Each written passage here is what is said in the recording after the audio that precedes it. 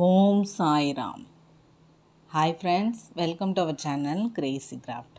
இந்த வீடியோவில் பாபாவை பற்றி பார்க்கலாம் வாங்க.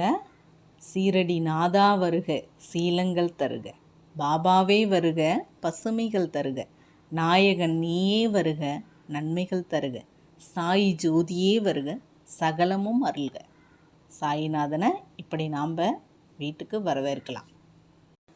நம்ம அனைவருமே பாபாவை ரொம்பவுமே நேசிப்போம். அது மாதிரியே அவரும் அளவுக்கு அதிகமாக நம்மளை நேசிப்பார்.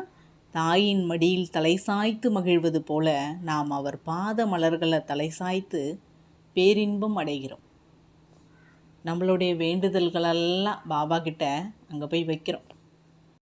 சாய் பக்தர்கள் அப்படின்னாலே நம்ம கொடுத்து வச்சவங்க தான். ஏன்னா சாய் பக்தர்களாக இருக்கவே நமக்கு ஒரு புண்ணியம் செஞ்சுருக்கணும். பாபாவோட ஒரு கோட் பாருங்க, என் பக்தர்கள் என் பிள்ளைகள் போன்றவர்கள்.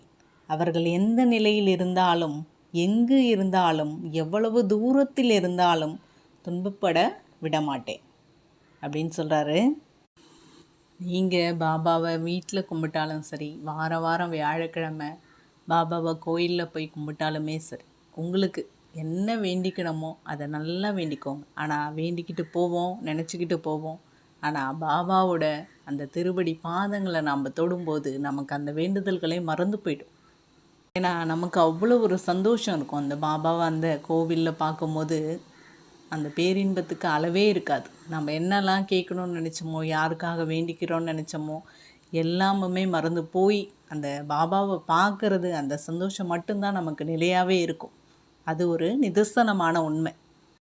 நம்ம அது மாதிரி நமக்காக வேண்டிக்கிறத விட மற்றவங்களுக்காக வேண்டும் போது அந்த வேண்டுதலுக்கு அதிக பலன் நிறையவே கிடைக்கும்.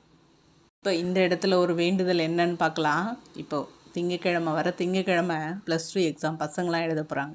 அந்த குழந்தைங்களுக்காக எல்லாருமே வேண்டிக்கோங்க. ஏன்னா கூட்டு பிரார்த்தனையாக வேண்டிக்கும் போது அதுக்கு ரொம்பவுமே பலன் அதிகம். நீங்கள் கோவிலில் வேண்டிக்கிட்டாலும் சரி, ஒரு வீட்டில் இருந்து எல்லாரும் சேர்ந்து அந்த குழந்தைங்களுக்காக வேண்டிக்கோங்க. ஏன்னா இந்த +2 எழுதும் போது தான், இந்த பரீட்சை தான் அவங்கள ஒரு அடுத்த கட்டத்துக்கு நகர்த்தும். அவங்களோட வாழ்க்கையில் ரொம்பவுமே முக்கியமான பரீட்சை இது. ஸோ அவங்க நல்லா எழுதணும் அப்படின்னு கண்டிப்பாக எல்லாரும் பாபா கிட்ட வேண்டிக்கோங்க.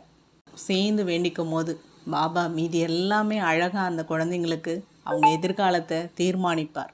அவங்களோட லட்சியங்கள் எல்லாத்தையுமே நிறைவேற்றி வைப்பார். அந்த குழந்தைங்களோட எதிர்காலத்துக்காக நம்ம எல்லாரும் வேண்டிப்போம். ஓம் சாய்ராம். நன்றி.